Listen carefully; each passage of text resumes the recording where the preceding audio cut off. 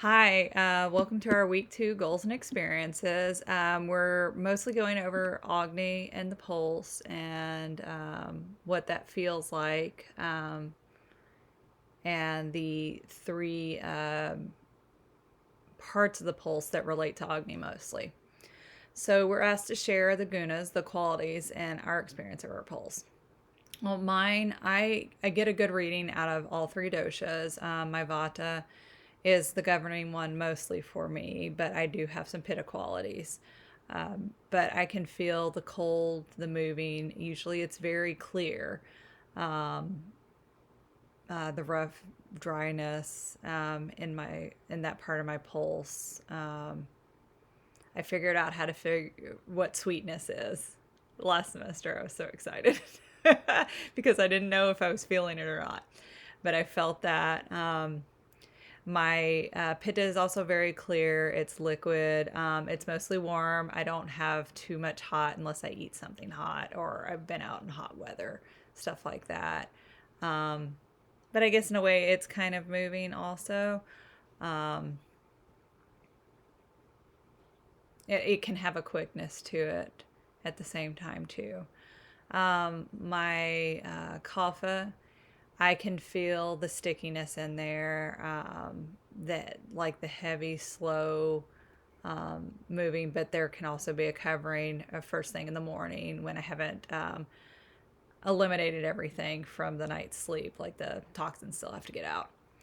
Um, and as far as the subdoshas, when I'm reading those, like the ones that mostly govern Agni, like the Samanavata, the Pachakapitta, and the Kletika Kapha, I get some of those same readings out of those subdoshas.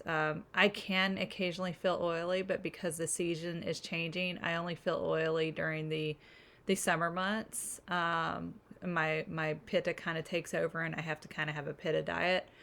Um, so the oiliness will kind of almost move into vata, which I guess it shouldn't, but it's just because I have to change my diet slightly. I can have it because I have to lay off my hot, spicy stuff. The hot and the sharp will come up.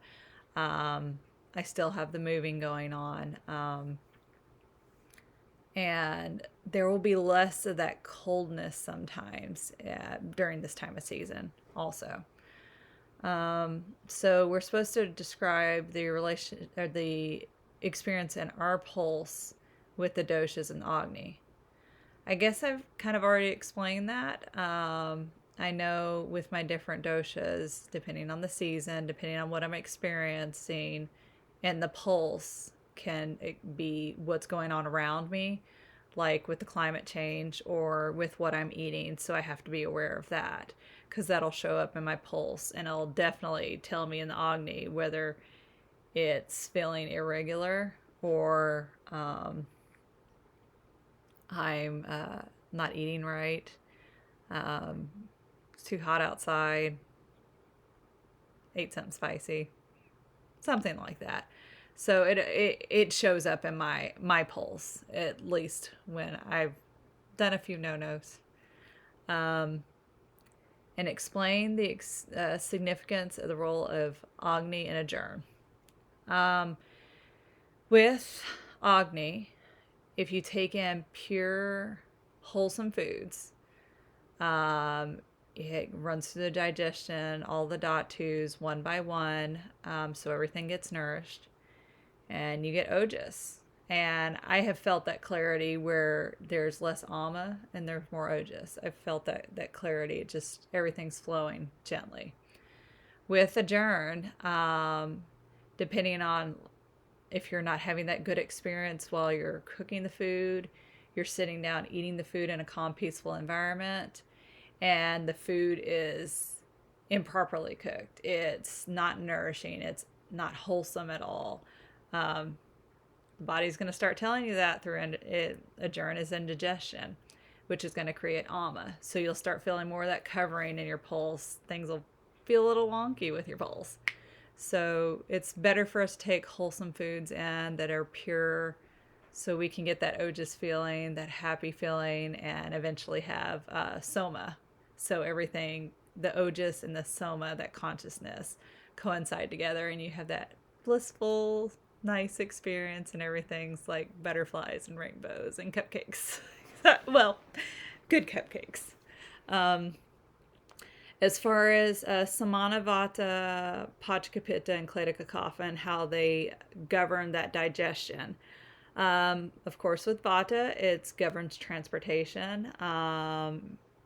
And since those three are mostly in touch, or I guess all three of them govern digestion and metabolize our food. Of course, Samanavata would be the one that's moving everything, making sure everything's getting mixed up, turned up, kind of getting a little bit broken up. But then Pachkapitta brings that like fire to it, to where it liquefies everything, since Pitta is mostly liquid and it has the heat to it. So it's getting it ready to move out of the Pachkapitta and move to Kleta, so Kleta can create that digestion where everything's the moisture that it provides to the different systems in the body. So the food's metabolized from dhatu to dhatu to make sure that structure's there, the fluids there, the mucus for our body, everything's there. But I think that might cover everything. And I think I have it this time. This is like my third video. And you have a wonderful day. Thank you. Bye.